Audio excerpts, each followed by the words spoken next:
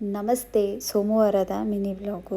ವರಮಹಾಲಕ್ಷ್ಮಿ ಹಬ್ಬಕ್ಕೆ ಕ್ಲೀನ್ ಮಾಡ್ಕೋತಿದ್ದೀರಾ ಅಂತ ಅವ್ರು ಕಮೆಂಟ್ ಹಾಕಿದರು.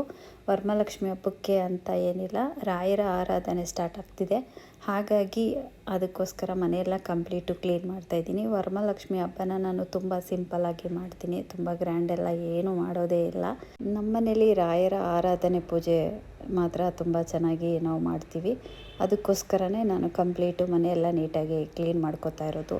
ಒಬ್ಬರು ಕಮೆಂಟ್ ಹಾಕಿದರು, ನಾವು ಪೂಜೆ ಮಾಡೋ ಟೈಮಲ್ಲೇ ಅಂದರೆ ರಾಯರಿಗೆ ಆರಾಧನೆ ಮಾಡೋ ಟೈಮಲ್ಲೇ ನನಗೆ ಮಂತ್ಲಿ ಸಮಸ್ಯೆ ಇದೆ ಅಕ್ಕ, ಈ ಸಲ ಮಾಡೋಕ್ಕಾಗಲ್ಲ, ಏನು ಮಾಡೋದು ಗೊತ್ತಾಗ್ತಿಲ್ಲ ಅಂತ ಬೇಜಾರು ಮಾಡ್ಕೋತಾಯಿದ್ರು. ಟ್ಯಾಬ್ಲೆಟ್ ತೊಗೋಬೋದಾ ಅಂತ ಕೇಳಿದ್ರು. ನೋಡಿ, ಆ ಥರ ತಪ್ಪುಗಳನ್ನ ಮಾಡೋಕ್ಕೆ ಹೋಗ್ಬೇಡಿ. ವರಮಹಾಲಕ್ಷ್ಮಿ ಹಬ್ಬ ಇದೆ, ಹಬ್ಬ ಮಾಡಬೇಕು, ಇಲ್ಲ ರಾಯರ ಆರಾಧನೆ ಬರ್ತಿದೆ, ಆರಾಧನೆ ಮಾಡಬೇಕು ಅಂತ ಹೇಳಿ ನೀವು ಏನಾದರೂ ನಿಮ್ಮ ಮಂತ್ಲಿ ಸಮಸ್ಯೆ ಇದ್ದಾಗ ಅದಕ್ಕೆ ಏನಾದರೂ ಟ್ಯಾಬ್ಲೆಟ್ ಏನಾದರೂ ತೊಗೊಂಡು ನೀವು ಪೂಜೆ ಮಾಡಿದ್ರೂ ಸಲ್ಲಲ್ಲ. ಯಾಕೆ ಅಂದರೆ ಆ ಥರ ನಮ್ಮ ದೇಹಕ್ಕೆ ನಾವು ನೋವು ಮಾಡಿಕೊಂಡು ನಾವು ಪೂಜೆ ಮಾಡಿದರೆ ಖಂಡಿತ ಆ ಥರದ್ದೆಲ್ಲ ದೇವರು ಕೂಡ ತೊಗೊಳ್ಳೋದಿಲ್ಲ. ಅದೇನಿದೆ ಅದಾದಮೇಲೆ ಬೇಕಾದ್ರೆ ನೀವು ಕಂಪ್ಲೀಟ್ ಮುಗಿದ ಮೇಲೇ ನೀವು ಒಂದಿನ ಪೂಜೆನ ಇಟ್ಕೊಂಡು ಮಾಡಿ, ಖಂಡಿತ ದೇವರು ನಿಮಗೆ ಆಶೀರ್ವಾದ ಮಾಡೇ ಮಾಡ್ತಾರೆ.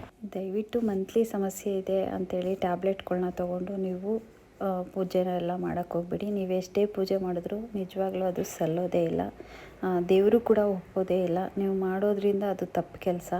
ಯಾಕೆಂದರೆ ನಿಮ್ಮ ಆರೋಗ್ಯಕ್ಕೆ ಏನಾದರೂ ತೊಂದರೆ ಆದರೆ ಏನು ಮಾಡ್ತೀರಾ ಅಲ್ವಾ? ಒಂದಿನ ಪೂಜೆಗೋಸ್ಕರ ನೀವು ಆ ಥರ ಎಲ್ಲ ಟ್ಯಾಬ್ಲೆಟ್ ಎಲ್ಲ ತೊಗೊಂಡು ಬೇರೆ ಥರ ಸಮಸ್ಯೆ ಆದರೆ ನಿಮಗೆ ತೊಂದರೆ ಆಗುತ್ತೆ.